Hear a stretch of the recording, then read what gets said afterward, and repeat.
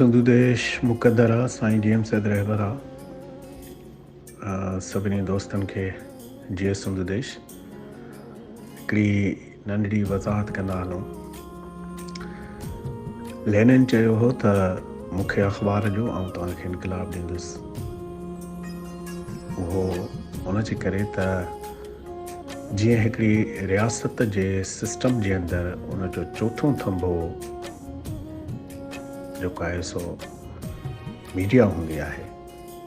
ऐं मीडिया हिकिड़ो nervous system हूंदो आहे जंहिंजी बुनियाद ते तव्हां अवाम ते उनजे नफ़्सियात ते हुकूमत कंदा आहियो ऐं पंहिंजा फ़ैसिला पॉलिसियूं जेको आहे सो लागू करे उन ते अमल दरामद कराईंदा आहियो। त मीडिया अहिड़े जदीद दौर में या पुराणे जे दौर में बको लेनिन जे पंहिंजी ॻाल्हि ऐं मौक़िफ़ रखण जो हिकिड़ो बहितरीनु महाज़ हूंदो आहे ऐं बुनियादी तौर ते कंहिं बि जिदोजहद या जंग जो जेको उसूल आहे ॿियो नंबर उहो आहे नफ़्सियाती प्रोपेगेंडा। पंहिंजियूं ॻाल्हियूं पंहिंजा फ़ैसिला पंहिंजी राय माण्हुनि ताईं पहुचाइण ऐं उन ते अमल दरामद कराइण। तंहिं करे पाकिस्तान जहिड़ी घण क़ौमी रियासत जे अंदरि सिंध जी क़ौमी तहरीक जी जदोजहद या ग़ुलामीअ जे पस मंज़र या नुक़्ते नज़र खे पंहिंजे माण्हुनि ताईं रसाई करण या पंहिंजूं हक़ीक़ी मामला मसइला शयूं उन्हनि ताईं पहुचाइण जो ज़रियो मीडिया ई आहे। पर जीअं त पाकिस्तानी रियासत जे अंदरि मीडिया उनजो चोथों थंभो आहे, उते कावश KTN या सिंध जूं ॿियूं जेके बि अख़बारूं आहिनि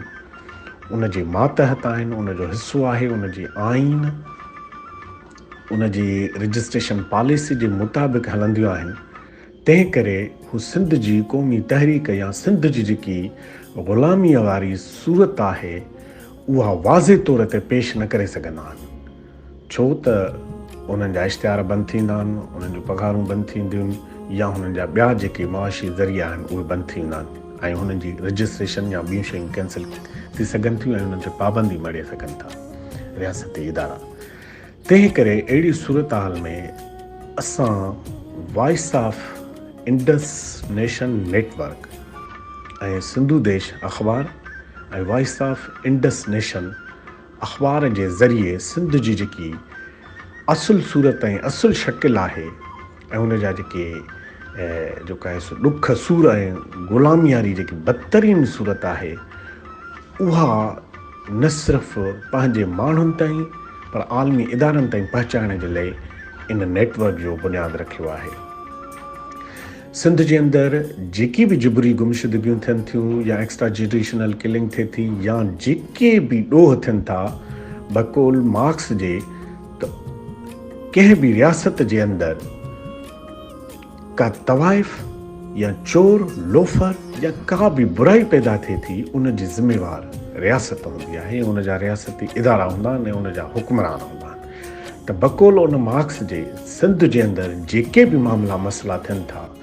उनजो बुनियादी सबबु जेको आहे सो रियासत आहे, घण क़ौमी रियासत आहे, पंजाबी फाशिज़म जो कब्ज़ो आहे। उनखे वाज़े करण जे लाइ, ज़ाहिर करण जे लाइ ऐं पंहिंजे माण्हुनि खे हक़ीक़ी रस्तो ॿुधाइण जे लाइ असां हिन नेटवर्क जो ऐं हिन मीडिया जो बुनियादु रखियो आहे। ऐं हिन में असां क्लियर लिखंदासूं त पाकिस्तानी इदारा जेके आहिनि ISI MIA उहे कीअं नौजवाननि खे खंभनि था, असांजे पॉलिटिकल वर्करनि खे खंभनि था ऐं असांजे माण्हुनि खे खंभे उन्हनि जा चिचरे लाश ॾियनि था। उन चहिरे खे वाक़ुफ़ु करण जे लाइ जेको आहे सो ज़ाहिर करण जे लाइ असां हिन नेटवर्क जो ऐं मीडिया जो बुनियादु बेसिकली असीं पाण पॉलिटिकल वर्कर आहियूं ऐं सिंध जी क़ौमी आज़ादीअ जी तहरीक सां वाबस्ता आहियूं। उन जे करे असां ही बहितर रस्तो जेको आहे सो अख़्तियार कयो आहे त पंहिंजो केस न सिर्फ़ु पंहिंजनि माण्हुनि ताईं पर आलमी दुनिया ताईं रखूं। त उन में हिकिड़ी ॿी शइ बि अचे थी त अॼु ताईं सिंध जे अंदरि जेके बि मामला मसइला थियनि था उनखे कुझु NGOs ऐं जेके सकाफ़ती क़ौम परस्त स्टाइल जेके माण्हू आहिनि या जेके मौक़े परस्त आहिनि उन केस खे इंसानी हक़नि जो जेको आहे सो मामिलो मसइलो करे पेश कनि था या पूरी दुनिया ते हेॾे होॾे जुगाड़बाज़ी कनि था। त बुनियादी तौर ते सिंध जे अंदरि जेके बि मामला मसइला आहिनि उहे क़ौमी मामला मसइला आहिनि ऐं उन्हनि जो तालुक़ु पाकिस्तानी रियासत जे कब्ज़े हेठि आयल सिंध ऐं सिंध जी ग़ुलामीअ जे पस मंज़र में आहिनि ऐं जंहिंजे मामलनि मसइलनि जो हल सिंध जी क़ौमी आज़ादी ऐं फ़िक्र साईं GM सेहत में आहे। त जीअं बि जहिड़ी सूरत हाल हिन वक़्तु आहे सिंध जे अंदरि जेके गुमशुदगियूं या जेके बि मामला मसइला आहिनि उहे बुनियादी तौर ते सियासी निज पॉलिटिकल आहिनि। उहे इंसानी हक़नि जे मामलनि मसइलनि जी पंहिंजी जॻह ते पर उन्हनि जो तालुक़ु सिंध जी ग़ुलामी ऐं सिंध जी क़ौमी आज़ादीअ जी जदोजहद हलंदड़ जदोजहद जे जेको आहे सो हुन में आहे पस मंज़र में। त तंहिं करे ॿिया जेके बि मीडिया या जेके बि इदारा आहिनि या दोस्त जेके NGOs मौक़े परस्त सकाफ़ती क़ौम परस्त आहिनि उनखे कहिड़ी सोच तहत हू पेश कनि था ऐं उन्हनि जा पंहिंजा मामला मसइला जेके मुफ़ाद नंढड़ा नंढड़ा आहिनि उन ते वठनि उन सॼे पस मंज़र खे नज़र में रखंदे असां पाण ख़ुदि जेको आहे सो हिन नेटवर्क जो बुनियादु वरितो आहे। तंहिं करे ऐं सभिनी दोस्तनि खे बाशौर माण्हुनि खे हिन ग्रुप में जेके बि हिंद सिंध जा जेके बि जेके पढ़ियल लिखियल माण्हू बाशौर माण्हू आहिनि इहा कोशिशि कनि त हिन खे वधि खां वधि जेको आहे सो फॉलोअप कनि त जीअं ही नेटवर्क जेको आहे सो इन ॻाल्हि रखण में पूरी दुनिया ताईं पहुचाइण में कामयाबु वञे। असांजो मक़सदु सिंध जी क़ौमी आज़ादी आहे। असांजो मक़सदु ऐं नुक़्ते नज़र सिंधु देश आहे। तंहिं करे असांजो जेके बि असांजी तवानायूं आहिनि उहे पंहिंजे वतन ऐं सिंधु देश जे लाइ हूंदा। जीअं सिंधु देश जीअं साईं GM साहिब तव्हां सभिनी ग्रुप जे दोस्तनि खे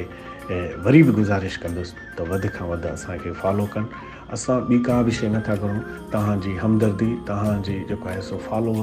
असांखे पंहिंजे मक़सद ते रसाईंदी।